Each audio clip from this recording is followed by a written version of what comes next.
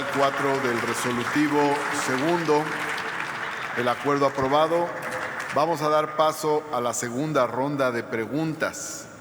Para comenzar esta segunda ronda, tiene el uso de la tribuna la senadora Sacil de León Villar, del Grupo Parlamentario del Partido Encuentro Social, hasta por 5 minutos.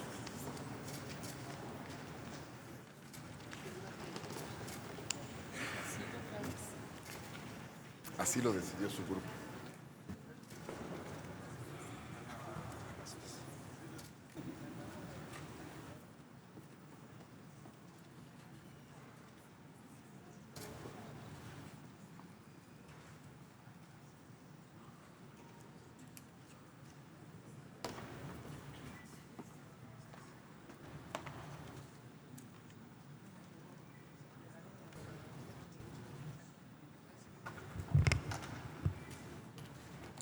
Con su permiso, señor presidente.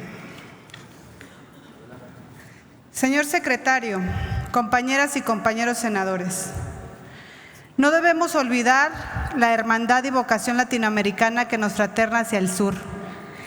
La experiencia histórica, el idioma, la cultura han marcado notablemente nuestros lazos con esta región. Durante años se ha repetido en reiteradas ocasiones que Centroamérica es región prioritaria en la cooperación internacional para el desarrollo de México. No obstante, señor secretario, pese a la implementación de diversas iniciativas y proyectos en los cuales México invierte una suma considerable, el problema de fondo no ha sido resuelto y hemos sido incapaces de disminuir los flujos de migrantes provenientes de estas regiones, en particular de los países del Triángulo del Norte. Pero sobre todo, hemos sido incapaces de garantizarles un trato digno y humanitario a esas millones y millones de personas que año con año cruzan las fronteras sur en búsqueda de mejores oportunidades de vida para ellos y para los suyos. ¿Qué ha hecho México en los últimos años para impulsar con mayor cooperación con los países centroamericanos? ¿Qué acciones puntuales se han llevado a cabo para contribuir al desarrollo de El Salvador, Guatemala y Honduras? ¿Qué protección brinda México a los migrantes que llegan provenientes de esta región? ¿Tienen alguna base de datos? ¿Cuál es la postura de nuestro país actualmente en la defensa de los derechos humanos de nuestros migrantes de los países de la frontera sur? Lo pregunto con mucho interés, porque soy de Chiapas y porque en Chiapas vivimos esto día con día, el cruce de migrantes en donde las violaciones a los derechos humanos son día con día los que acontecen en la frontera con Tapachula. Señor secretario, para muchos de los presentes no se nos olvida el agravio que los mexicanos sufrimos con la invitación del entonces candidato republicano Donald Trump a nuestro país, cuando éste se había referido de manera indigna y despectiva hacia México y a los mexicanos. Sé que ya contestó esta pregunta, solo lo quiero mencionar porque ahorita platicamos con mis compañeras de la fracción parlamentaria de Encuentro Social y lo digo en nombre de ellas y del mío propio. Se nos hizo una violación a nuestra dignidad como mexicanas y como mexicanos, un acto que enojó profundamente a la nación y que consideramos uno de sus peores errores, que a las mexicanas y a los mexicanos no se nos va a olvidar. El trato del presidente de los Estados Unidos desde entonces fue indigno hacia los mexicanos. Por eso le solicito, canciller Videgaray, que me conteste cuál es la postura de nuestro país actualmente en la defensa de los derechos humanos de nuestros migrantes en ese país. Por último, y para concluir mi intervención, señor secretario, le pregunto, ¿cuál es su opinión personal respecto al debido e inseguro flujo migratorio que todavía existe en la frontera sur de Chiapas con Guatemala? ¿Qué hizo falta durante su gestión para atender este enorme problema de flujo migratorio, de violaciones a los derechos humanos de los migrantes, de problemas de trata de personas y de muchas más consecuencias? Es cuanto, señor presidente. Muchas gracias, senadora. Tiene ahora el uso de la tribuna el senador Antonio García Conejo, del Partido de la Revolución Democrática.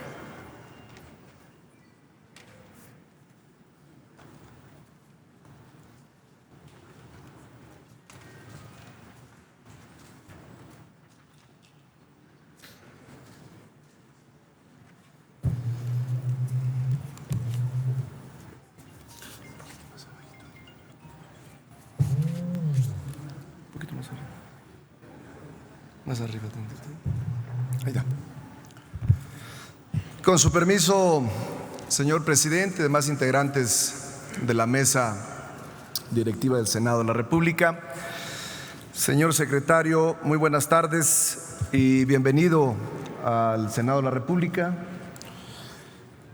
Me da mucho gusto ser parte de expresar lo que sin duda muchas y muchos mexicanos, mexicanas desean preguntarle a usted. El tiempo es muy corto, no alcanzaré a expresar todo lo que quisiera, pero me voy a enfocar por lo menos a tres temas que considero de gran relevancia para nuestro país. Queridas compañeras y compañeros senadores y medios de comunicación que están presentes y pueblo de México.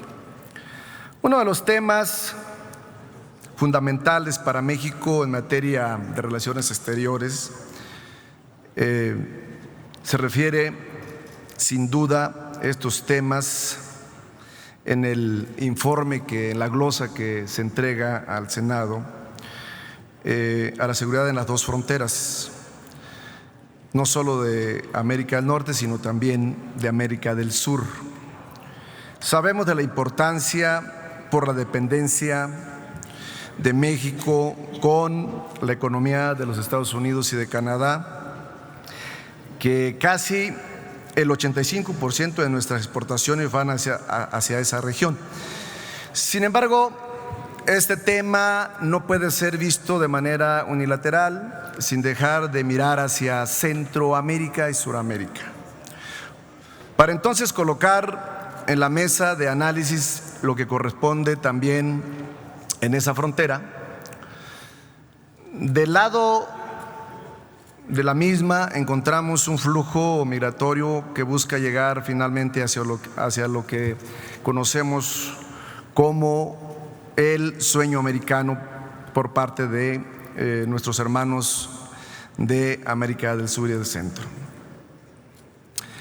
Pero son migrantes que se encuentran muy vulnerables al crimen organizado de nuestro país. Según un informe de International Crisis Group, el número de latinoamericanos que solicitó el estatus de refugio en México aumentó en un 66% tan solo en el 2017, del 2016 al 2017. Sabemos con mucha claridad, o no sabemos más bien con claridad, cuántos infantes, cuántos niños, niñas se encuentran en nuestra nación que son de procedencia de Centro y Sudamérica. Es un tema que nos lastima y nos preocupa mucho porque no hay esa claridad y todos los días, quizás en este mismo momento, estén cruzando la frontera nuestros hermanos latinos, entrando a nuestro país, y muchos de ellos sin duda en este momento pueden estar siendo maltratados. Es una situación que nos preocupa y nos ocupa, señor secretario. Por otro lado, el mismo informe señala que en 2017 México registró la cifra más elevada de homicidios de centroamericanos en los estados sureños de Oaxaca, Quintana Roo, Veracruz. De igual forma, los secuestros se han disparado por todo el sur desde 2015. Los centroamericanos que durante mucho tiempo han sido víctimas de delincuencia cuando viajan hacia el norte, ahora se enfrentan a numerosas bandas delincuenciales que los secuestran, los asesinan y un sinnúmero de abusos. Es muy triste y lamentable que esto suceda. Nosotros con mucha frecuencia reclamamos enérgicamente el respeto a los derechos humanos de nuestros connacionales, sobre todo los que cruzan hacia la frontera del norte hacia los Estados Unidos. La pregunta, señor secretario, ¿qué acciones se toman para respetar los derechos humanos de los migrantes centroamericanos? Y una segunda pregunta, ¿cuántos menores se encuentran aún sin definición de su estatus migratorio en México? El tiempo se me está agotando, pero no quiero dejar pasar de manifestarle también la preocupación que existe y que no vi en ninguno de los capítulos del nuevo convenio comercial recientemente ya firmado, todavía no ratificado, ningún capítulo que hable del tema de las armas que son fabricadas en los Estados Unidos y que son trasladadas a México, las compran legalmente, sobre todo en los estados de Texas y de Arizona, y luego son vendidas o son utilizadas en nuestro país para asesinar a nuestros mismos hermanos mexicanos. Es una gran preocupación. Mi pregunta es si se tocó ese tema en el nuevo convenio, en el nuevo convenio comercial o no, no lo detecté.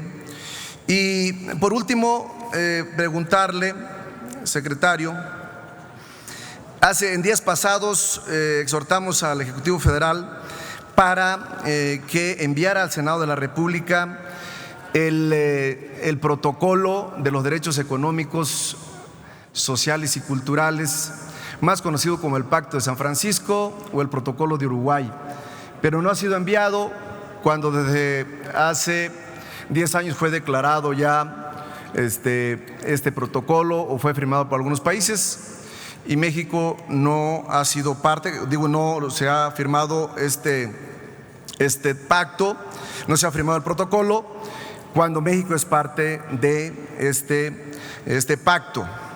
Esa es mi pregunta. Y por último, reconocerle a usted su sinceridad. Cuando usted asumió esta responsabilidad hace casi 2 años, para ser específico 1 año o 9 meses, fue muy claro cuando manifestó que usted no sabía de temas de relaciones exteriores. Sin embargo, le apostó usted a su equipo o a ese equipo que tiene relaciones exteriores y asumió el reto. Le reconozco que ha tenido esa valentía de asumir esta gran responsabilidad y, por supuesto, hay muchos temas que están pendientes. Espero que con la nueva administración se corrijan y uno de los temas que nos preocupa mucho es el trato de nuestros connacionales en las oficinas consulares. Muchísimas gracias por su atención. Gracias, senador.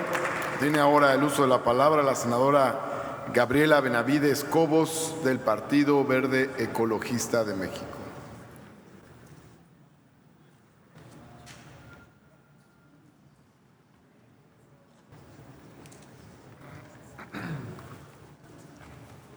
Un poquito más abajo. Con el permiso de la presidencia, de mis compañeros senadores y senadoras, saludo al secretario de Relaciones Exteriores, doctor Luis Videgaray Caso, bienvenido. Por varias décadas se ha hablado de la necesidad de diversificar nuestras relaciones comerciales, de no depender de estos vaivenes que se viven en la política con Estados Unidos. El gobierno decidió iniciar negociaciones con Europa y Asia-Pacífico.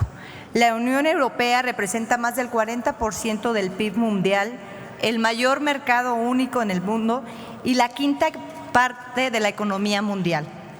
Asia-Pacífico es la región del mundo con mayor crecimiento económico y donde se ubica la mayor parte de la población mundial.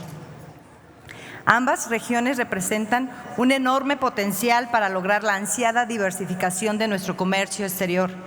Con Asia-Pacífico ya esta soberanía ratificó el convenio y este acuerdo.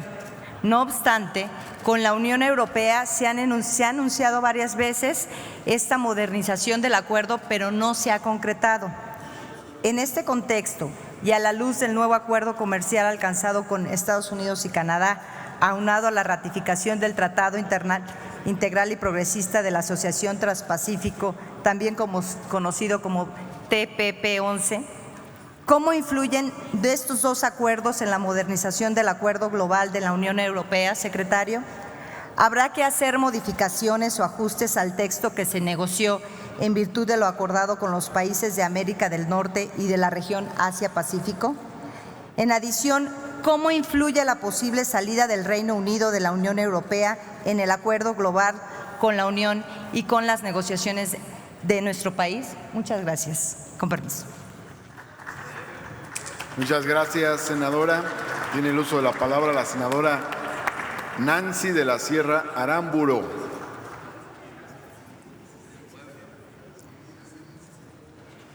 Del Grupo Parlamentario del Partido del Trabajo.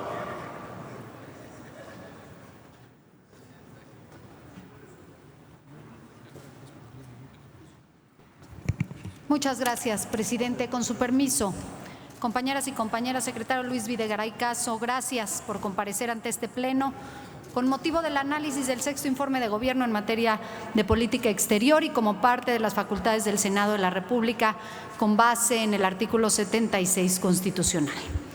Este ejercicio es sin duda ayuda y fortalece a la democracia y ayuda a detectar retos, avances y oportunidades en materia para el gobierno entrante, a partir del balance del Estado General de la política exterior de México. Ahora ante nosotros el endurecimiento de las políticas migratorias del presidente Donald Trump, la defensa de los mexicanos en el exterior, se volvió apremiante. Nuestros compatriotas no solo tienen miedo a ser deportados, sino también a los actos discriminatorios por parte de las autoridades estadounidenses, pero peor aún, y quiero reiterarlo, cuando buscan ayuda consular, son víctimas de fraudes. Para prevenir este tipo de conductas, esta soberanía autorizó un poco más de 1,000 millones de pesos para fortalecer la red consular mexicana en Estados Unidos, así como programas de protección que implementarán. A más de un año de esta autorización de la estrategia, la pregunta es: ¿qué diferencia han hecho estos recursos adicionales aprobados a los que venía manejando la Cancillería? Porque seguimos viendo deportaciones masivas, violaciones a los derechos humanos y persecución de nuestros connacionales. Aunado que no se ha visto un cambio real, hace unos días la Auditoría Superior de la Federación hizo público que durante el ejercicio de revisión de la cuenta pública 2017 detectó irregularidades en el uso de los fondos mencionados y cuyo destino era el programa de fortalecimiento para la atención a mexicanos en Estados Unidos.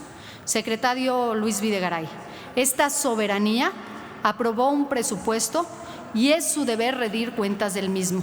¿Cuál fue el destino de los 53 millones de pesos de este fondo que, acorde a la Auditoría Superior de la Federación, no han sido justificados?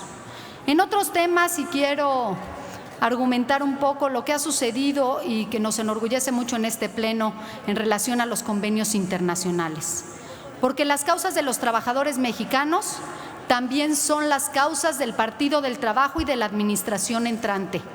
Por ello, apenas inició esta legislatura, se decidió aprobar por unanimidad el Convenio 98 de la Organización Internacional del Trabajo, relativo a la aplicación de los principios del derecho de libertad sindical y de negociación colectiva, adoptado en Ginebra desde el 1 de julio de 1949. Ahora es responsabilidad del Ejecutivo el concluir este proceso de ratificación y ello en concordancia con la voluntad de los trabajadores a quienes representamos en esta soberanía.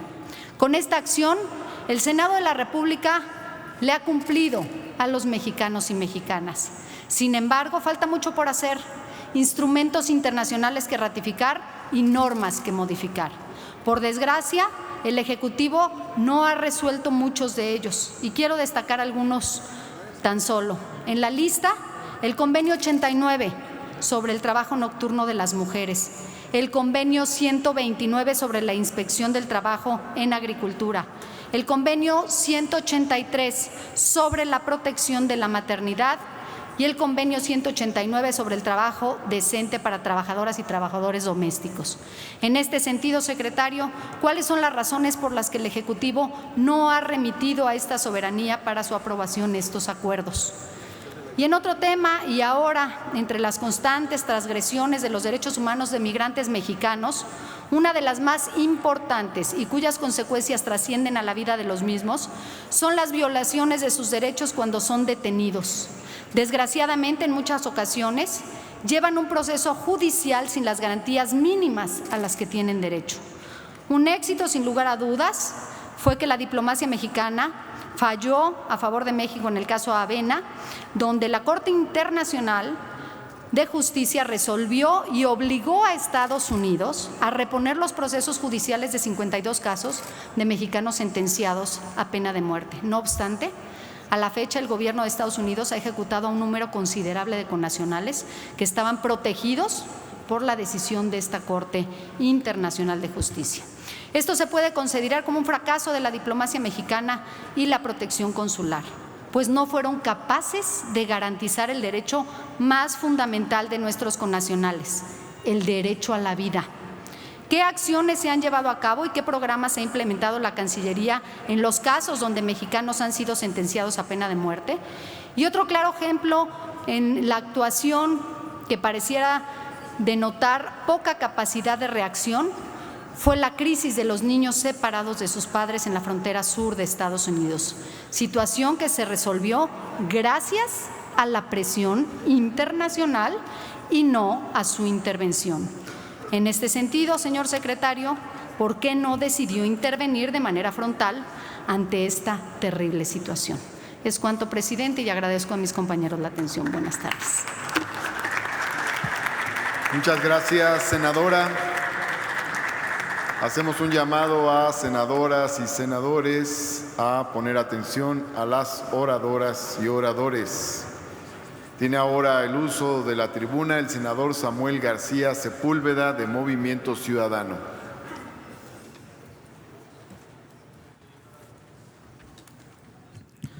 Gracias, presidente. Canciller, bienvenido. ¿Se escucha? ¿Se oye? Sí. En el año 87, año en que nací, Donald Trump escribió un libro de negocios. En este libro continuamente detalla que el que pega primero, pega dos veces. Y que él, cuando negocia, pega y se fija en el oponente. Si contesta firme, negocia. Pero si se deja, entonces lo aplasta. A toro pasado, canciller, después de su visita como candidato, después del DACA, de militarizar la frontera, de la campaña de desprestigio que éramos violadores, drogadictos, asesinos, de separar familias, de no tener registro de 2,000 niños, de eliminar el Telecán, de crear a capricho su nuevo apartado, su nuevo convenio, de embargarnos el atún y el aguacate, de prohibirnos el transporte, de poner arancel al aluminio. ¿Fueron 2 golpes? ¿Nos aplastó Donald Trump como lo predijo en su libro? ¿Leyó usted su libro? Hay un tema que me preocupa sobremanera y tiene que ver con la pregunta que contestó Álvarez y Casa. Álvarez y Casa señalaba que con usted se desnaturalizó, se personalificó la Cancillería. Y aquí está una nota del 2 de septiembre de 2016 de Proceso que detalla: la invitación a Donald Trump fue decidida luego de una reunión del presidente Enrique Peña Nieto con su secretario de Hacienda, Luis Videgaray. Y aunque la canciller, hoy compañera senadora, fue consultada, ella mostró su desacuerdo. ¿Por qué el de Hacienda tiene que intervenir en las relaciones exteriores? Y aprovechando que usted ya fue secretario de Hacienda, y hoy de Relaciones Exteriores, le pregunto qué va a pasar cuando este nuevo tratado nos impida tener relaciones con China, con Irán y con Venezuela. El apartado de competition y el de energía señalan claramente que no podremos negociar con aquellos países cuyo Estados Unidos considera que no son de libre comercio. A Irán, el 8 de noviembre, Estados Unidos les va a poner un embargo económico porque no se quiso desnuclearizar. Y ese embargo económico lo va a catalogar como un país que no es de libre comercio. Irán le da al mundo 3 millones de barriles al mes. La pregunta es muy concreta. Si ya no puedo importar gasolina de Venezuela porque no es de libre comercio, y ya no voy a poder tampoco con Irán porque no es de libre comercio, ¿le vamos a dar la exclusividad a Estados Unidos? Se estima que el litro puede subir porque en Estados Unidos sin Irán el galón se va a ir de $2.2 a 3, 30%. Por lo tanto, si aquí en México el litro va a subir el mismo 30%, ¿qué vamos a esperar? ¿Que el gasolinazo llegue a 27 pesos? ¿No le recomendaría a usted al nuevo gobierno por fin darle reversa al gasolinazo ahora que estamos en libertad de precios? Nos preocupa también que no se hizo nada respecto al nuevo ministro, al ministro Brett Kavanaugh. Con este ministro, con este nombramiento, la Suprema Corte Americana ya tiene mayoría conservadora. No me interesa el tema de relaciones sexuales de hace 40 años.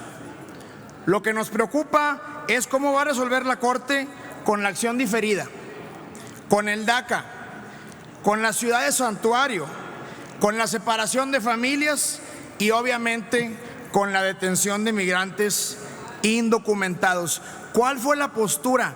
¿Qué hizo México al respecto? Esa es otra pregunta. No menos importante que el tema económico, la seguridad y la migración. El flujo de armas de 2017 alcanzó 200,000 al año, y armas de grueso calibre, no pistolitas. El flujo de efectivo en dólares alcanzó los 36,000 millones de dólares el mismo 2017.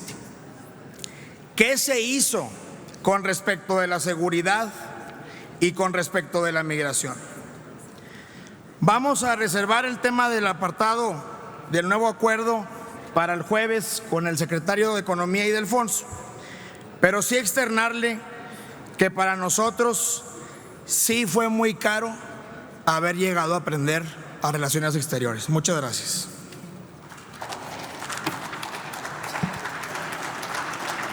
Muchas gracias, senador.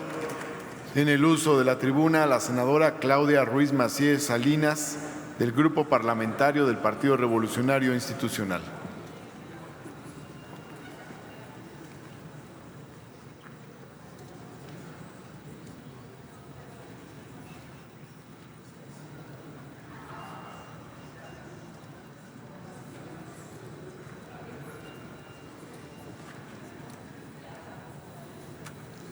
Gracias, presidente. Compañeras y compañeros senadores, el Grupo Parlamentario del PRI agradece al secretario Luis Videgaray Caso su presencia.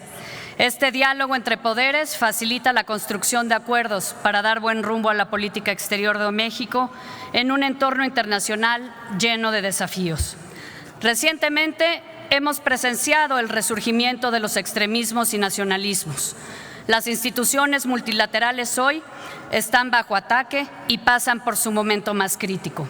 Frente a este escenario, la política exterior mexicana ha sabido estar a la altura, orientada por nuestros principios, pero con un entendimiento pragmático sobre nuestras prioridades e intereses.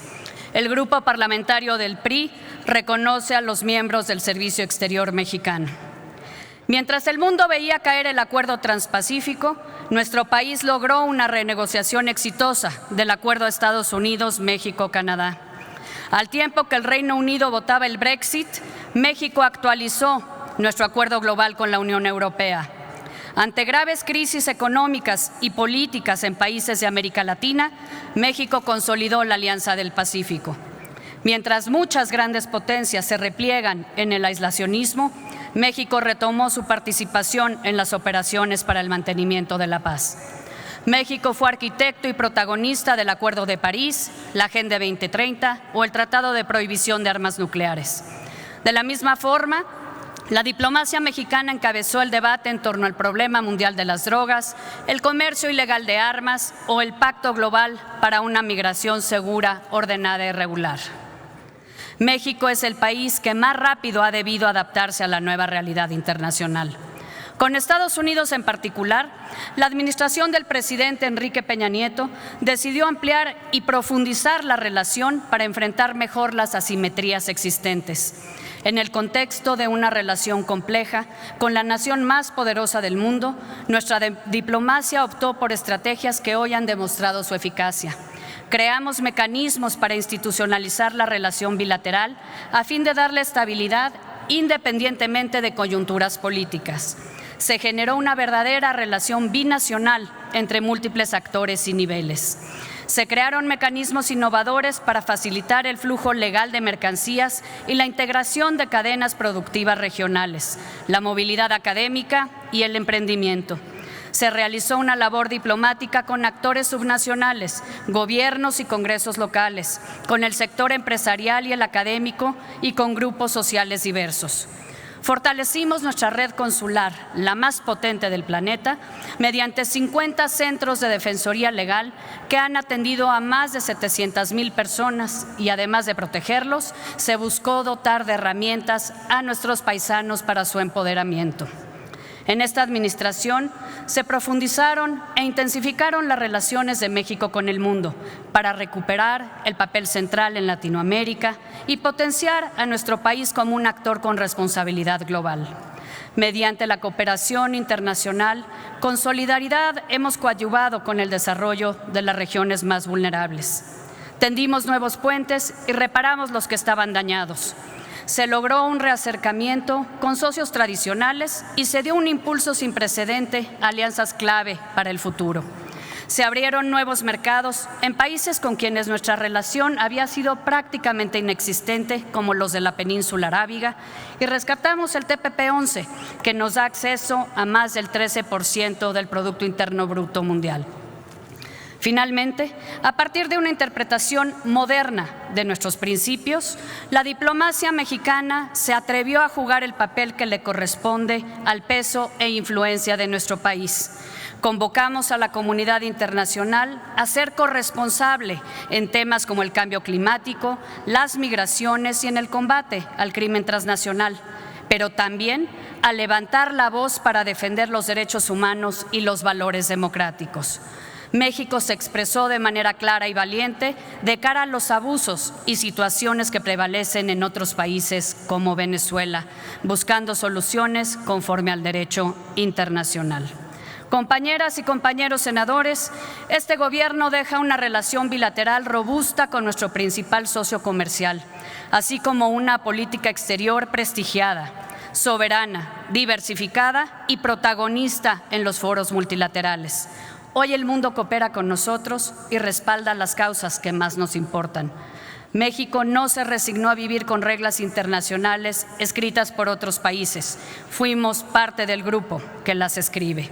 Mi grupo parlamentario está seguro de que esta soberanía sabrá hacer un análisis honesto e imparcial de la diplomacia del gobierno del presidente Enrique Peña Nieto.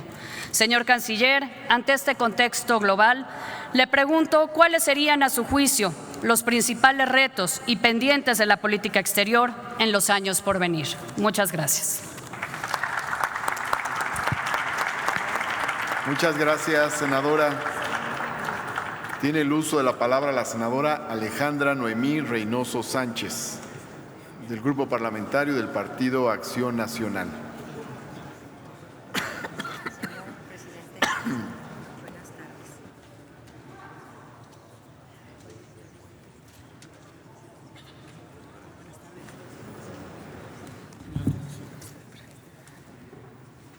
Con su venia, presidente.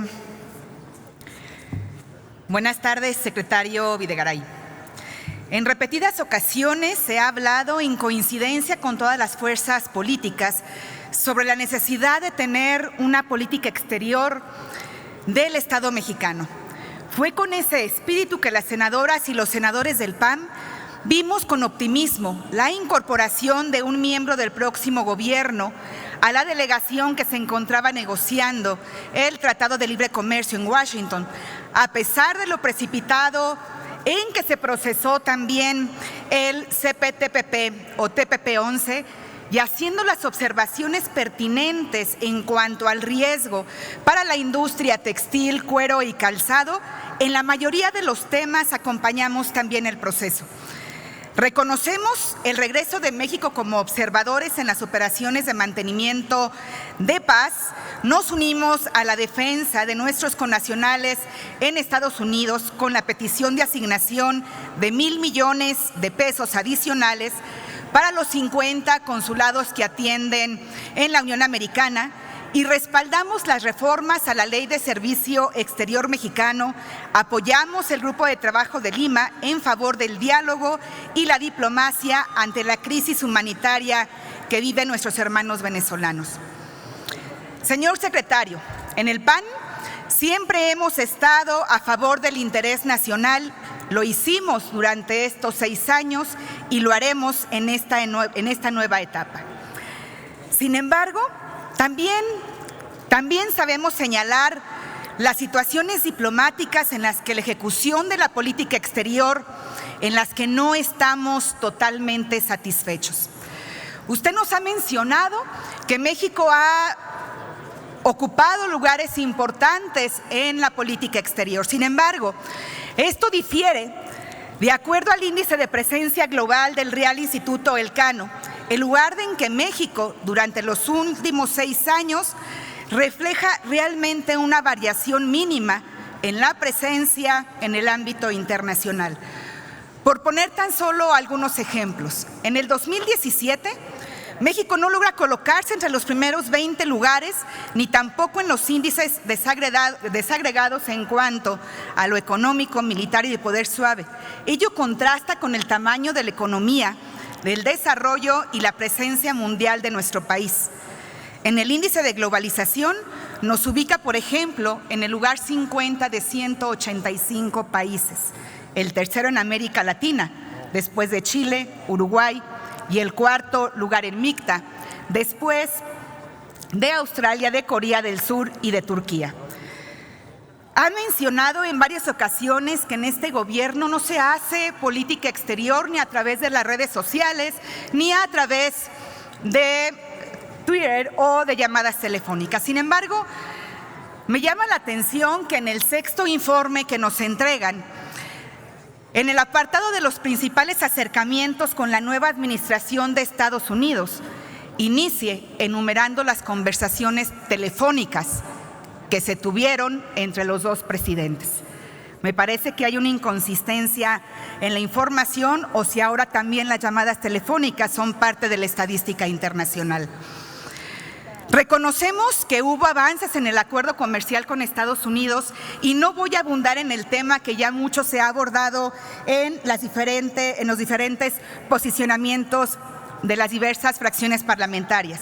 Sin embargo, solamente hacerle 2 preguntas, señor secretario.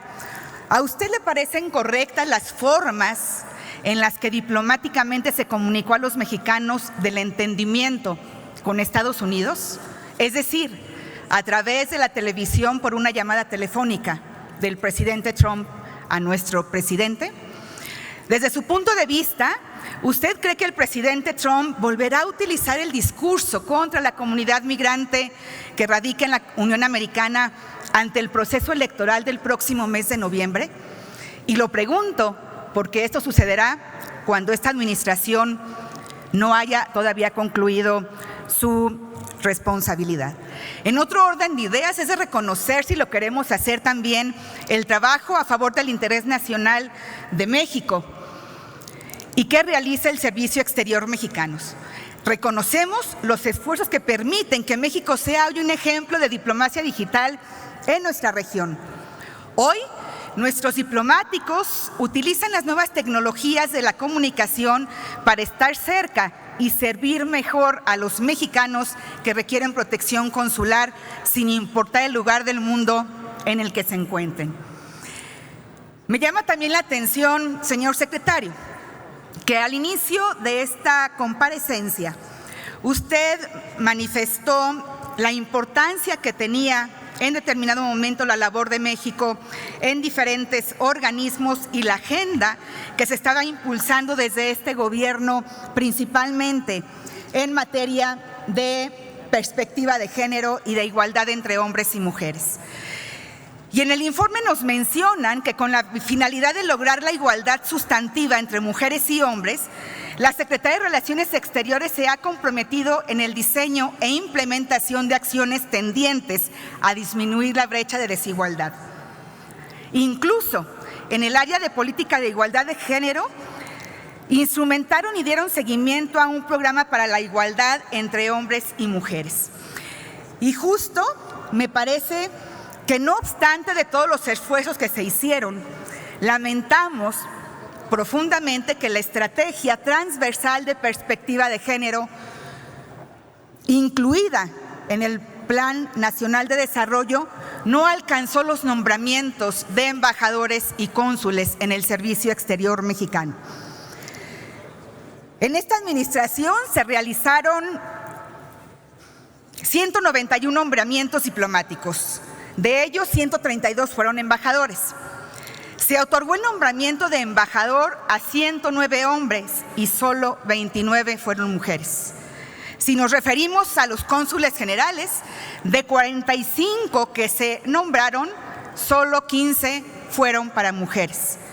En las misiones de México ante organismos internacionales se presentaron 14 nombramientos, de los cuales solo 3 fueron para mujeres. Por lo tanto, y ya para concluir, señor secretario, mi pregunta es, ¿qué le impide a las mujeres del Servicio Exterior mexicano ser embajadoras o cónsules generales? ¿Qué nos limita para alcanzar la paridad en los nombramientos para las representaciones de México en el exterior? Y también mencionar que nos preocupa sobremanera la recién aprobada Ley de Remuneraciones de los Servidores Públicos, que no considera una excepción para quienes prestan sus servicios en las representaciones de México en el exterior, quienes evidentemente tienen otras condiciones de costos en muchos países donde laboran, por lo que se pone en riesgo el Servicio Exterior mexicano, que con su experiencia y trayectoria trabajan para México desde las representaciones diplomáticas. Por eso le pregunto, ¿qué se hizo o qué se está considerando hacer, señor secretario, para proteger el trabajo diplomático de México? Para concluir, solamente manifestar que en Acción Nacional esperamos la permanencia de México en el foro y en el Grupo de Lima para continuar apoyando el diálogo y la diplomacia frente a la crisis humanitaria que viven nuestros hermanos venezolanos. Desde aquí reafirmamos toda nuestra solidaridad con el pueblo de Venezuela, a su Asamblea Nacional de la República Bolivariana, y hacemos un llamado al restablecimiento del orden constitucional y a la inmediata liberación de presos políticos. Señor Canciller, sea usted quien lleve este mensaje de las senadoras y los senadores de Acción Nacional a los integrantes del Grupo de Lima. Quedamos atentos a sus respuestas. Es cuanto, presidente. Gracias, senadora. Tiene ahora el uso de la tribuna la senadora Bertalicia Carabeo Camarena, del Grupo Parlamentario de Morena. Con ella terminamos la segunda ronda de preguntas. Adelante, senadora.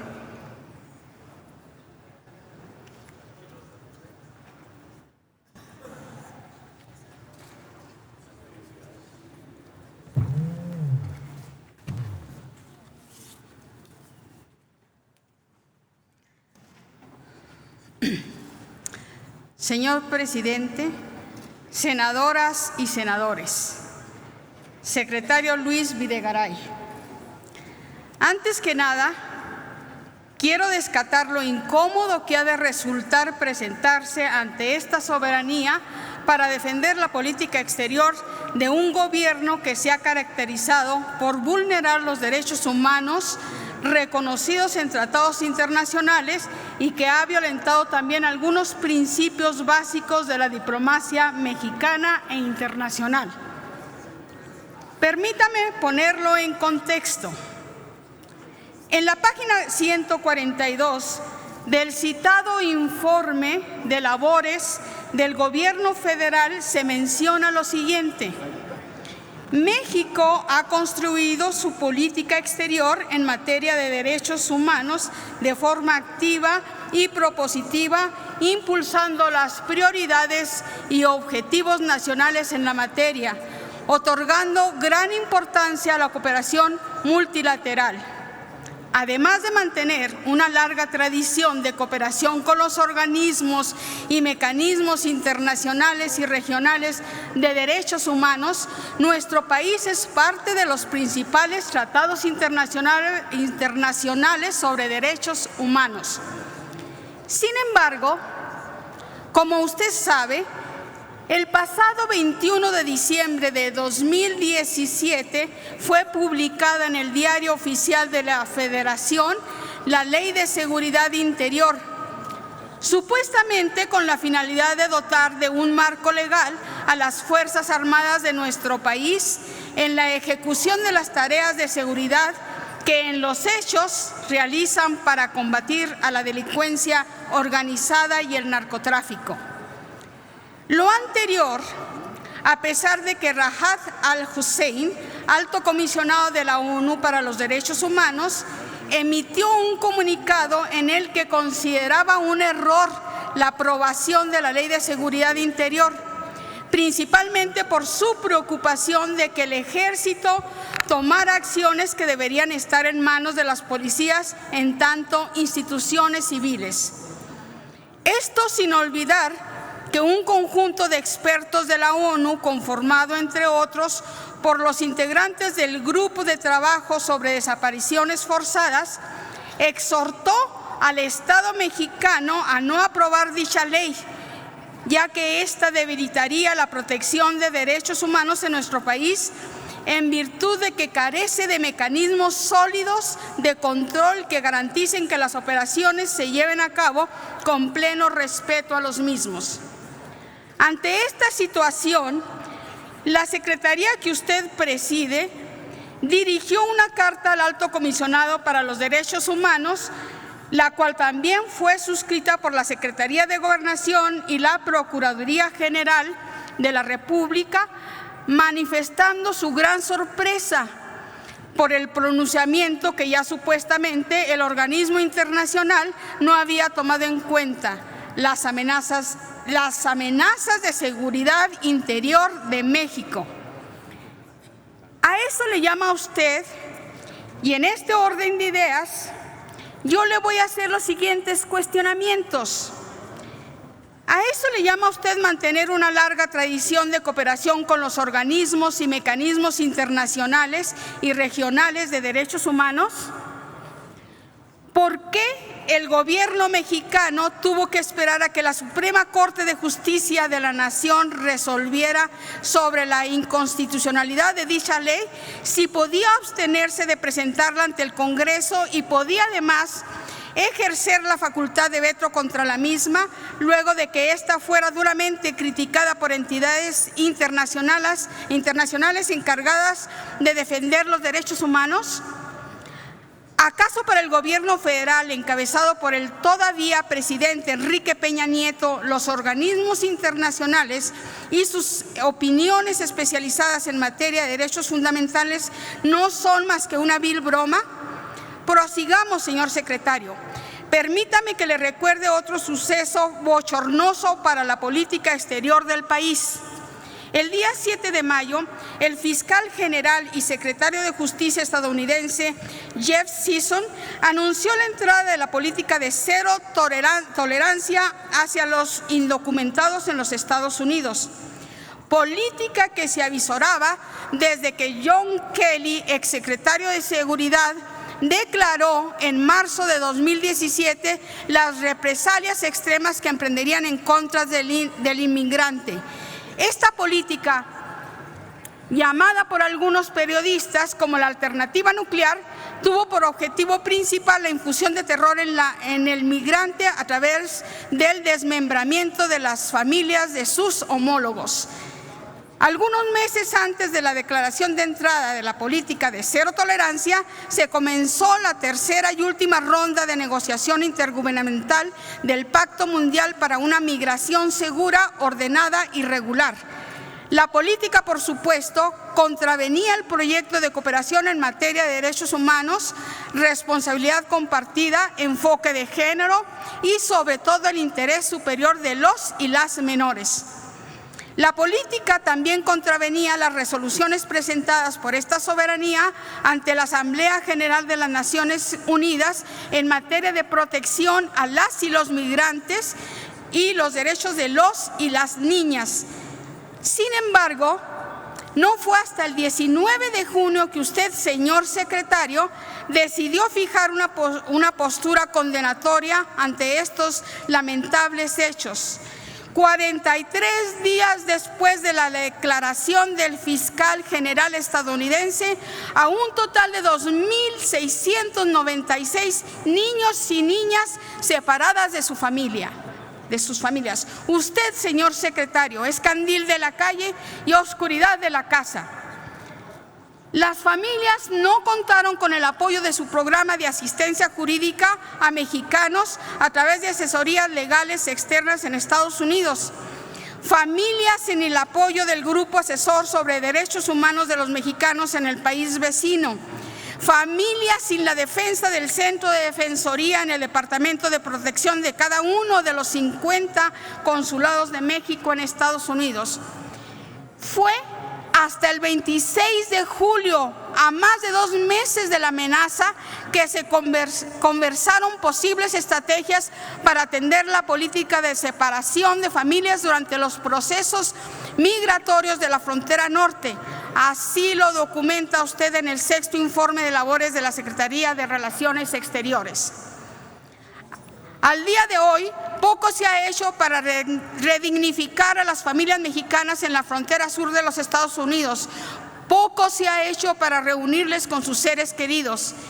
Y nada se hizo para imputar responsabilidades en las Cortes internacionales por la flagrante violación a derechos humanos cometida en contra de nuestros connacionales. Compañeros, de quienes poco se habla en el 6º informe de labores, de quienes poco se ha hablado en estos recintos, ningún mecanismo internacional se accionó a pesar de que usted se jacta en su informe de servir al país que más colabora con el Sistema Interamericano de Derechos Humanos. Usted, señor secretario, los invisibilizó del informe. Da cuenta de la poca importancia que les dio. Señor secretario, repruebo la actitud que ha tenido con nuestros compañeros mexicanos, como también repruebo su desdén hacia nuestros hermanos centroamericanos que han encontrado en México no solo un camino de paso, sino un destino. Las políticas de cero tolerancia son en realidad políticas de cero humanidad. Y usted, señor secretario, ha sido el principal promotor de estas políticas al avalarlas con su silencio que grita complicidad. La pregunta es muy sencilla. ¿Por qué? Gracias por su amable atención, señor secretario. Es cuanto, señora presidenta. Gracias, senadora. Ha terminado la segunda ronda de preguntas y en consecuencia tiene el uso de la palabra el doctor Luis Videgaray Caso para responderlas en una segunda ronda de respuestas. Adelante, doctor.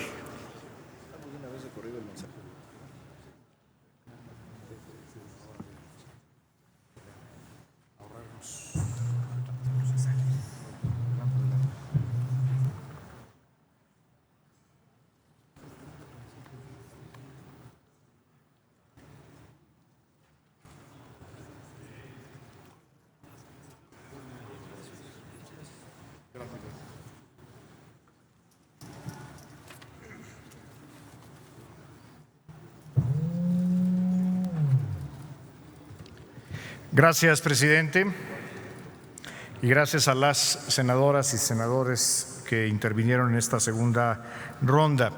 Algunas de las preguntas coinciden con los cuestionamientos de la primera ronda. En respeto al tiempo de las senadoras y los senadores, remitiré a mis respuestas iniciales o haré respuestas más breves por ello.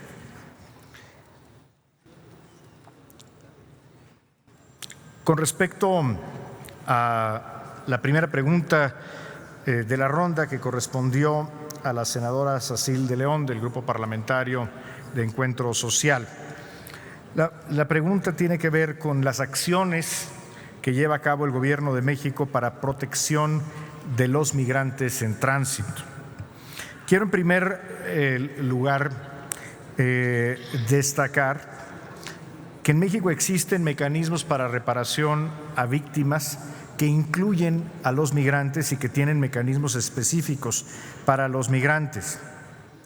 Estos son mecanismos en los que participa la sociedad civil y que garantizan los derechos a la justicia, a la verdad y a la reparación de familiares de distintas nacionalidades, tanto víctimas directas como víctimas indirectas. Un caso notable es el auxilio que llevó a cabo el Gobierno de México y la Comisión Ejecutiva de Atención a Víctimas a la reparación del daño de migrantes ecuatorianos y sus familiares.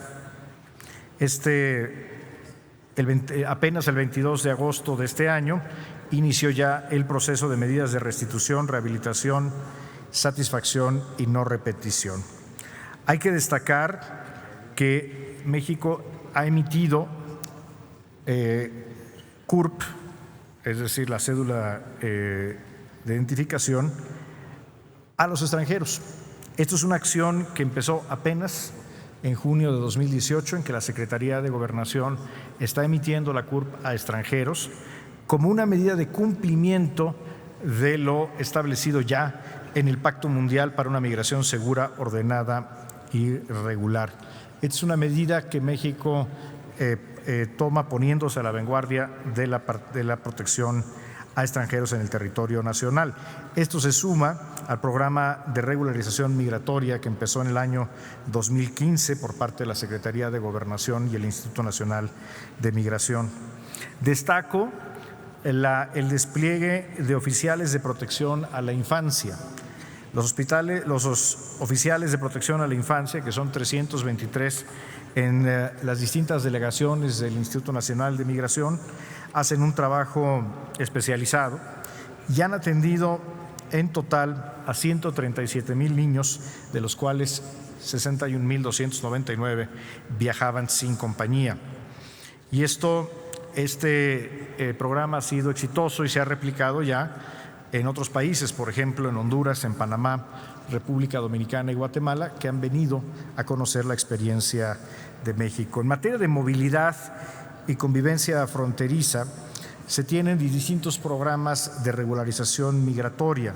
Hacía yo ya mención en mi intervención anterior a la tarjeta de visitante regional que existe para nacionales de Guatemala y Belice, que recientemente se amplió ya su vigencia hasta 7 días en los estados de Chiapas, Campeche, Quintana Roo y Tabasco. Se han expedido ya 970,000 tarjetas de residencia y tan solo este año se han emitido ya más de 50,000 tarjetas para guatemaltecos y beliceños. Además, debo destacar la actualización de nuestro marco normativo. Desde el 2011 tenemos una ley de migración que ha dado pie al nuevo memorándum de entendimiento para el retorno asistido, digno, ordenado y ágil y seguro de nacionales salvadoreños, guatemaltecos, hondureños y nicaragüenses, que está en proceso de suscripción. Es decir, el trabajo con nuestros países hermanos en Centroamérica continúa.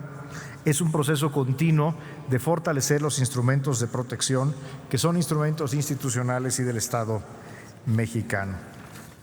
Quiero destacar que en materia de cooperación, México ha tenido en la administración del presidente Enrique Peña Nieto una presencia sin precedentes por el monto y el volumen de los proyectos que se han desarrollado en la región de América Central.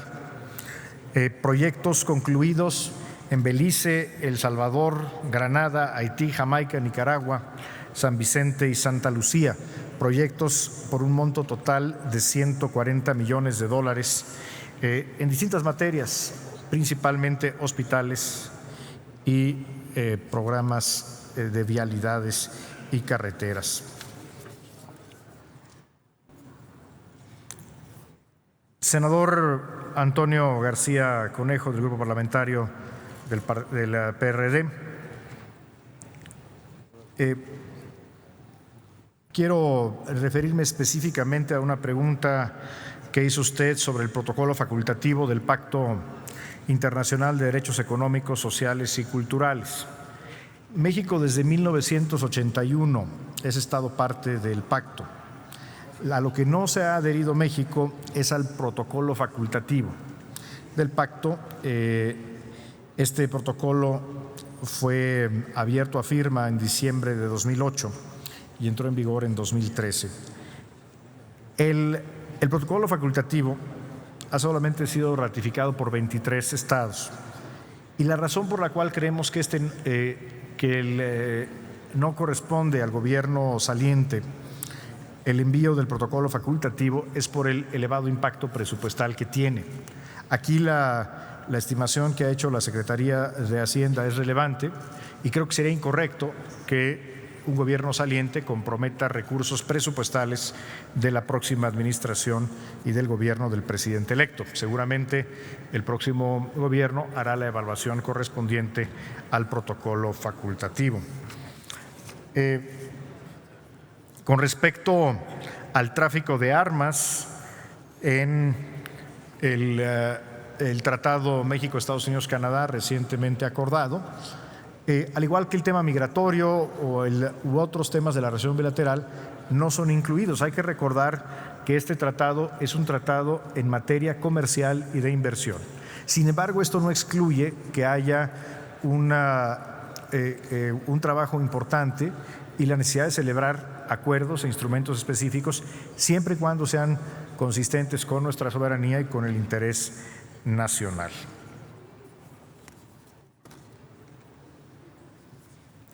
Senadora Benavides, del Partido Verde Ecologista de México. Creo que los dos instrumentos a los que usted se refiere, el pacto, el Tratado Transpacífico, el TPP, y el acuerdo con Europa, son instrumentos emblemáticos de la diversificación comercial y económica de México. La negociación del Tratado México-Estados Unidos-Canadá, es decir, la renegociación del Tratado de Libre Comercio de América del Norte, se ha hecho con estricto cuidado a no tener interferencia con los compromisos y las obligaciones, las disciplinas que han sido acordadas en estos dos instrumentos, de tal manera que no existe un conflicto o contradicción entre los mismos. Esta es una de las ventajas de que fueron negociados por los mismos equipos negociadores. Es una buena pregunta con respecto a el efecto de la salida del Reino Unido de la Unión Europea, conocida como el proceso Brexit. Indudablemente, una vez que se consume, México no tendrá un tratado con el Reino Unido y creo que será una gran oportunidad para México el iniciar de inmediato la negociación de un tratado bilateral con el Reino Unido. En ocasiones anteriores hemos expresado al gobierno del Reino Unido el interés de México de iniciar este proceso. Sin embargo, este proceso no puede iniciar en tanto no se concrete la salida formal del Reino Unido de la Unión Europea. Senadora Nancy de la Sierra, del Partido del Trabajo, me referí en mi intervención anterior a las observaciones de la Auditoría Superior de la Federación. Como lo dije en esa intervención. Afortunadamente, el proceso corre sus tiempos normales.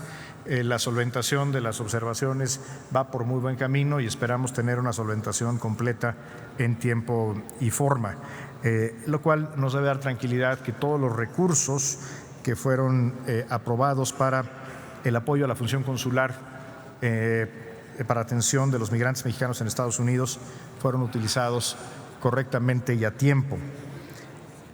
Son recursos que han sido tremendamente importantes.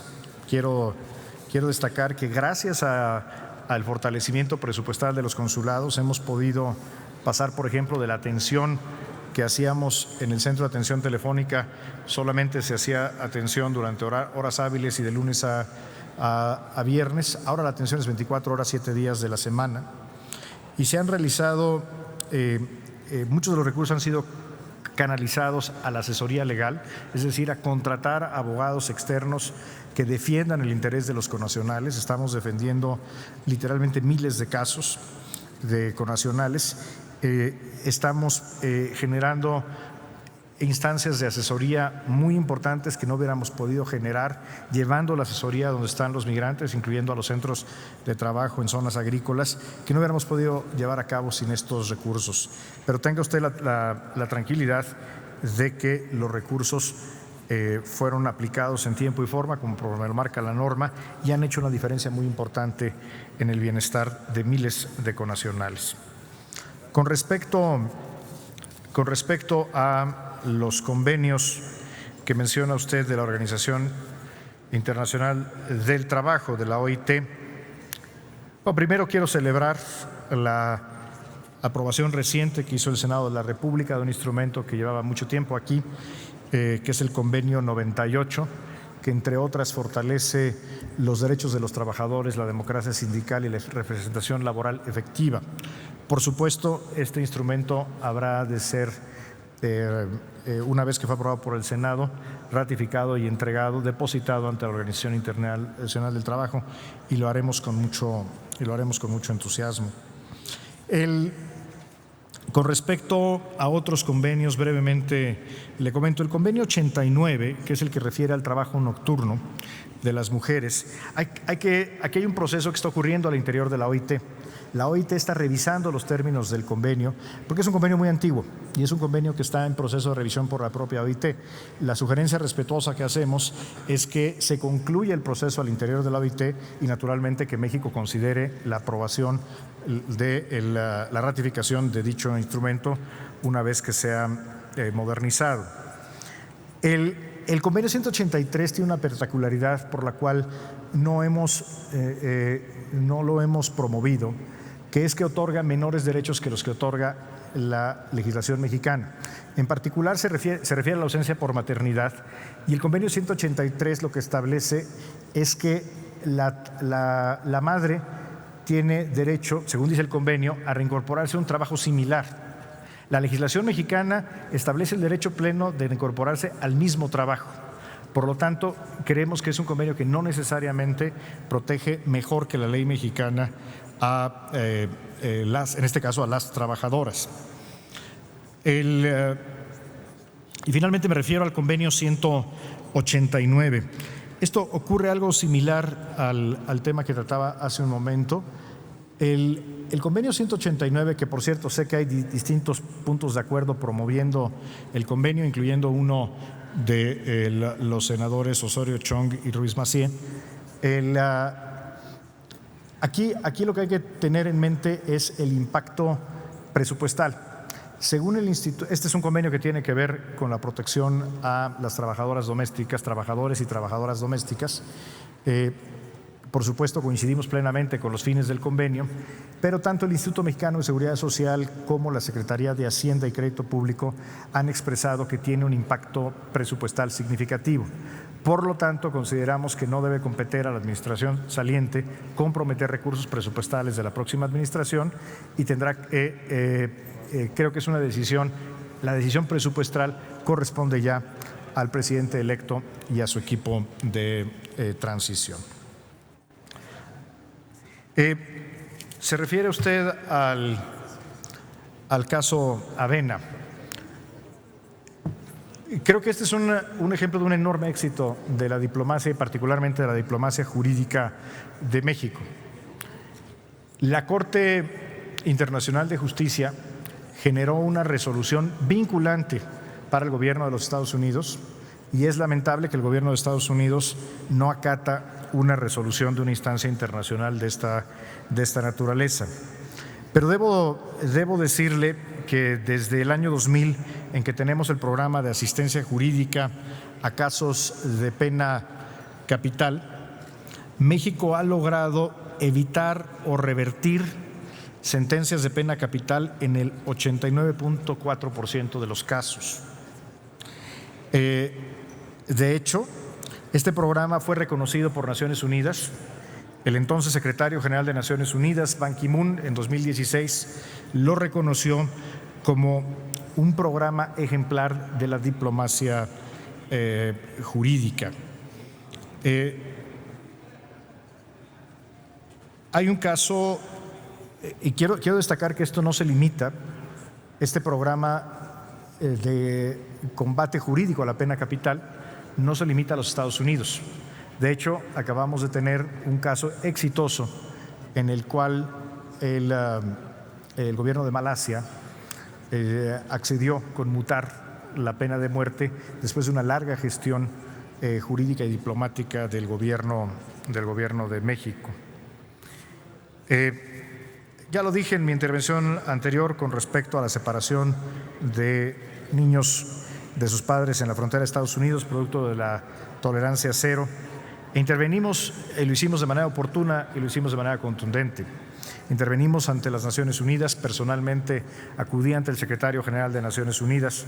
Lo hicimos ante la OEA y lo hicimos acompañado de senadores de todos los partidos, incluyendo al entonces presidente del Senado, y presentamos por primera vez una resolución que condena al gobierno de los Estados Unidos ante la OEA, la primera que se presenta en más de 30 años. Fue exitosa, fue en esta materia. Creo que no existe una omisión por parte del Gobierno de México, senadora. Muchas gracias. Senador Samuel García,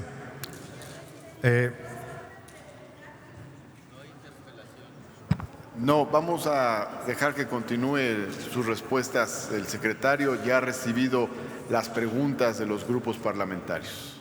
Adelante, por favor. Gracias, señor presidente.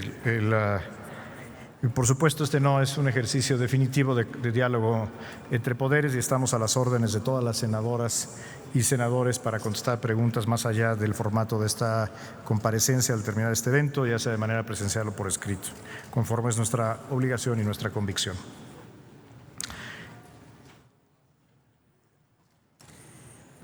Senador García, creo que algo que no puede pasar inadvertido es que cuando fue electo el señor Trump como presidente de Estados Unidos, había una enorme incertidumbre y yo hasta ahora no conozco nadie que haya escrito un manual de cómo tratar con un gobierno tan inusual, tan poco convencional en el país más poderoso del mundo.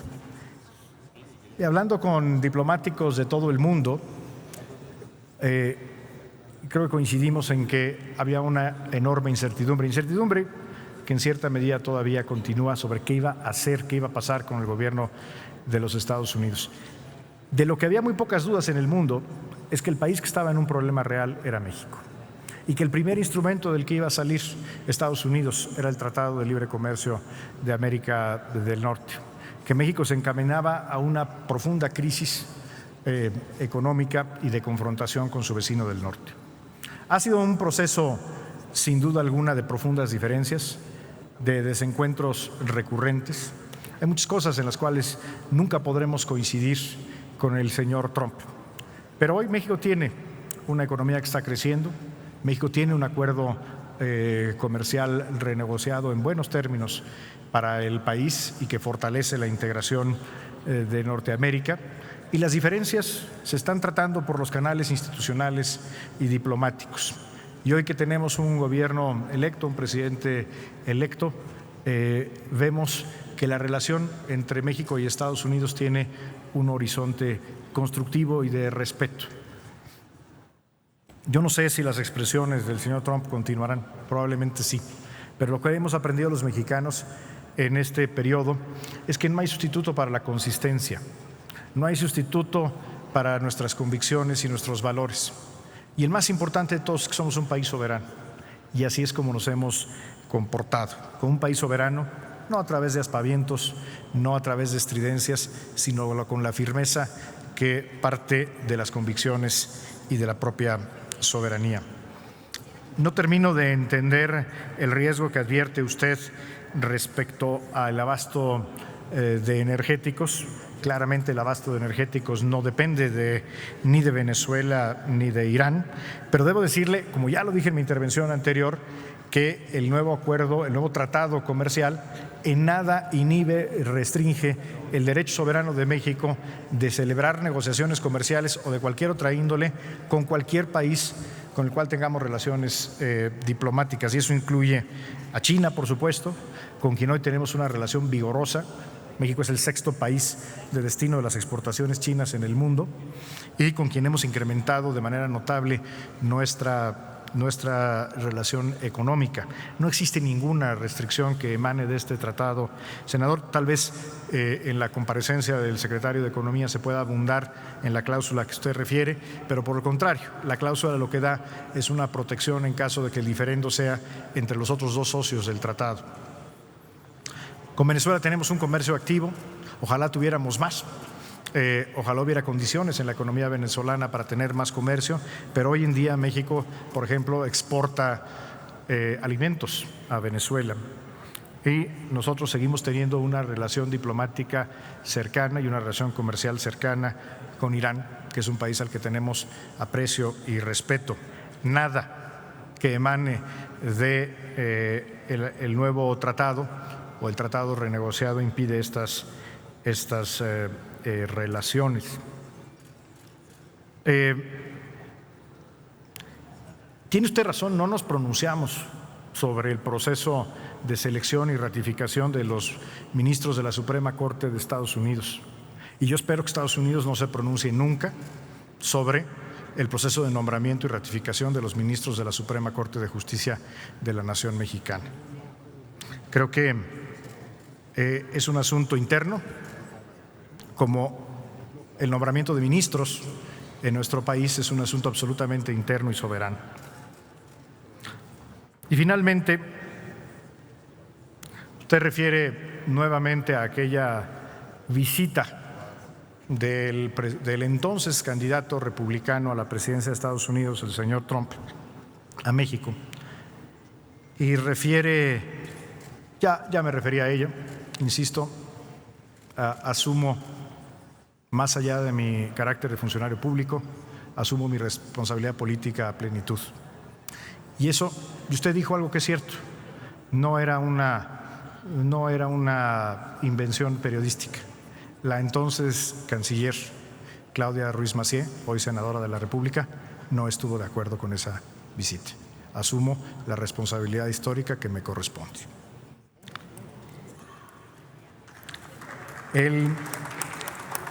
Y bueno, precisamente con respecto a mi querida amiga, compañera de gabinete y ahora senadora de la República, Claudia Ruiz Massieu,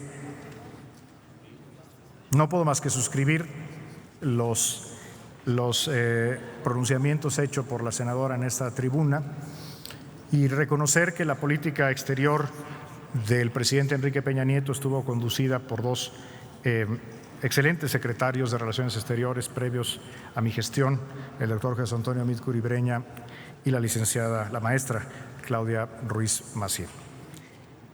Los retos hacia el futuro de la política exterior de México, creo que los retos son sobre todo capitalizar las enormes oportunidades que tiene México. Hoy México tiene más comercio con el mundo, tenemos más tratados, recibimos más inversión extranjera directa que nunca antes en la historia.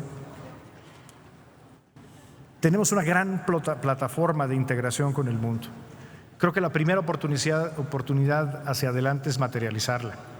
incluso con Norteamérica, capitalizar las fortalezas de este nuevo tratado que nos permitirán hacer de nuestra vecindad con Estados Unidos una ventaja estratégica de largo plazo. Creo que México debe de no solamente diversificar sus relaciones comerciales, sino que debe de tener siempre, como lo ha tenido históricamente, una política de equilibrios, donde no se privilegia a una región, sino que se tiene una presencia amplia. Y creo que hay una gran oportunidad de seguir acercándonos y ser protagonistas en el concierto de América Latina y el Caribe. Sin embargo, creo que la responsabilidad más importante de la política exterior es en el ámbito multilateral, donde hoy es un hecho que el multilateralismo está siendo amenazado por visiones autárquicas, visiones que expresan la soberanía como si fuera excluyente con la cooperación internacional y los acuerdos. Hoy en día ningún país puede solo, ningún país puede por sí mismo resolver los retos que plantea el mundo, por más grande y poderoso que sea. Hoy más que nunca son vigentes las instituciones multilaterales, las regionales como la EA o la CELAC y las globales como las Naciones Unidas. Y ahí México, por su tradición diplomática, por su prestigio, por su ubicación geográfica también, juega un papel protagónico, y ese es tal vez hacia adelante el reto más interesante y la oportunidad más importante en materia de política exterior. Senadora Alejandra Noemí Reynoso, del Partido Acción Nacional, gracias por destacar muchas de las coincidencias que hemos tenido, así como también las distintas diferencias que en democracia hemos tenido a lo largo de estos años. Hazte un comentario interesante sobre el uso de la conversación telefónica. Quiero ser preciso, cuando hemos dicho no hacemos diplomacia en redes sociales, pero hoy en día sí se hace mucha diplomacia a través de las llamadas telefónicas y de las teleconferencias. Le pongo un ejemplo. La negociación en los últimos días entre Canadá y Estados Unidos con la participación de México para llegar a este acuerdo se hizo primordialmente por teléfono, porque no estábamos en las mismas ciudades. Entonces, sí, hoy la diplomacia a distancia creo que es válida. Lo que creo que no es válida es la diplomacia a través de las redes sociales, porque una conversación telefónica puede ser una conversación telefónica de 1 hora y media, donde hay oportunidad al diálogo genuino y a entrar a profundidad de los temas. En 280 caracteres difícilmente puede esclarecerse la postura a un interlocutor.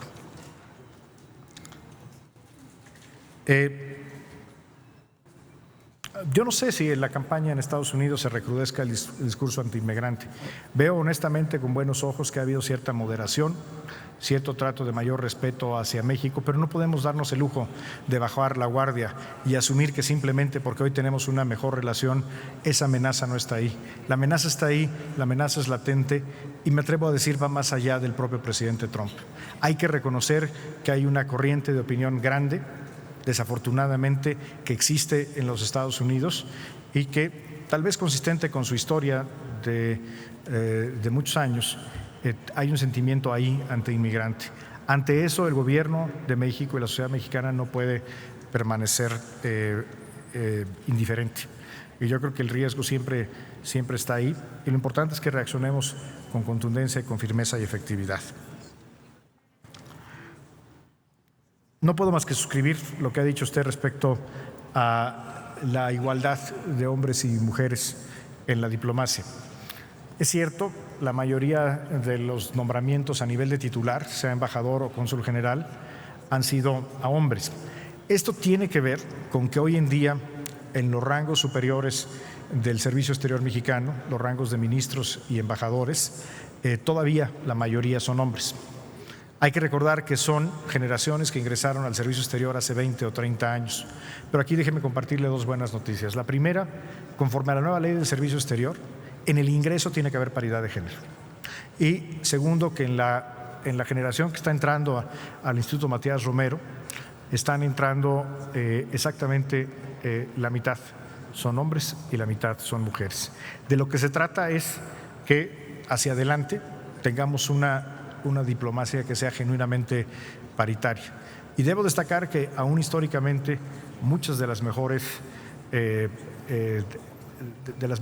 los mayores logros diplomáticos los han hecho mujeres, tanto del servicio como a veces nombramientos que son ajenos al servicio y que son mujeres destacadísimas, algunas por cierto que están aquí en esta sala que han tenido la titularidad de alguna embajada o consulado general.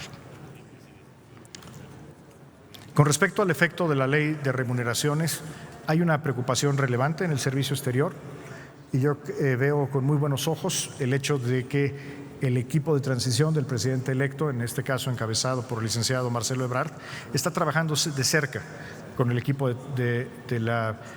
con los representantes del servicio exterior para encontrar soluciones. ¿Qué estamos haciendo nosotros? Conforme nos ha solicitado el equipo de transición, apoyando técnicamente el encontrar soluciones o paliativos que permitan conservar la efectividad de esta gran institución que es el servicio exterior mexicano.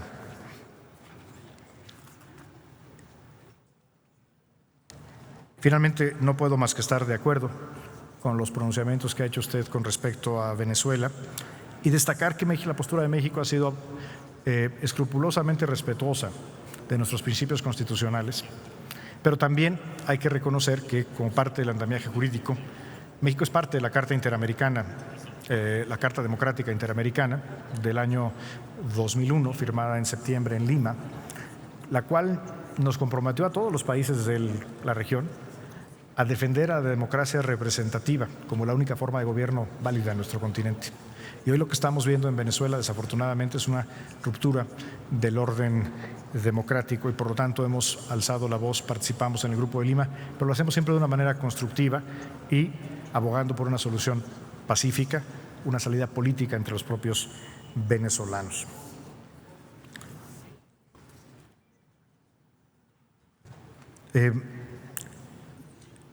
Senadora Bertalicia Carabeo, del Grupo Parlamentario de Morena, hace una pregunta específica sobre la ley de seguridad interior y particularmente la objeción u opinión que enviamos al Alto Comisionado de Derechos Humanos de las Naciones Unidas. Creo que el hecho de que un país, de un gobierno, pueda tener alguna diferencia de criterio o de opinión con un organismo multilateral, eso no implica que exista una mala relación, una resistencia a cooperar o que exista algún tipo de rompimiento. Por el contrario, lo que hace es confirmar que existe una voluntad de diálogo. Creo que a partir de esa carta, en la cual participa la Secretaría de Relaciones Exteriores junto con nuestras dependencias, queda claro que había unos errores de apreciación al respecto. Mi opinión personal, y aquí no hablo como secretario de Relaciones Exteriores porque esto no es un área de competencia de la Secretaría, es que en lo que México no puede seguir siendo omiso es darle un marco de actuación jurídica a la participación de las Fuerzas Armadas en labores de seguridad mientras éstas duren. Hoy en día este marco no existe como tal, independientemente de los defectos o los problemas que pueda tener este ordenamiento al que ya nos referimos y sobre el cual se pronuncia el Poder Judicial de la Federación. Es un hecho que México requiere un marco de actuación para las fuerzas, que le dé seguridad jurídica a la actuación de las Fuerzas Armadas. Insisto, no hay, con respecto a la tolerancia cero, fuimos tal vez la primera voz que se alzó en México. Tal vez no lo difundimos con la suficiente insistencia, pero la primera declaración que hubo de condena a la tolerancia cero y a la consecuente separación de familias la hicimos nosotros, junto con el Vaticano, en la ciudad de Roma, cuando condenamos. Y después, varios días después, esto se tradujo en el pronunciamiento que usted se refiere. Pero creo que la opinión de México fue clara, del gobierno de México, y lo más importante, la actuación fue, insisto, contundente, ya me he referido a ello varias veces.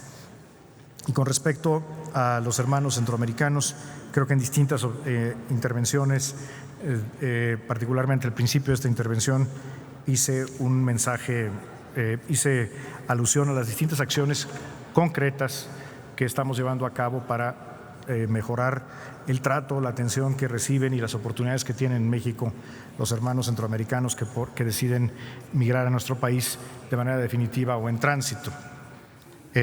Esto no quiere decir que todo lo que no existan problemas, que no existan limitaciones. Sin embargo, creo que es mucho lo que se hace en favor, insisto, de las mujeres y hombres de Centroamérica que por alguna otra razón están en México. Señor presidente, con esto concluyo las respuestas. Quiero destacar que tanto un servidor como la Secretaría de Relaciones Exteriores estamos a plena disposición del Senado. Insisto, es al Senado, a la instancia que le corresponde constitucionalmente el análisis de la política exterior. Estamos a su disposición plena para acudir a reuniones de trabajo o a cualquier formato en el que se nos convoque y, por supuesto, a entregar cualquier información por escrita que sea requerida de esta Secretaría. Señor presidente, si se me autoriza, quisiera proceder a un breve mensaje final conforme está previsto en el formato de la comparecencia.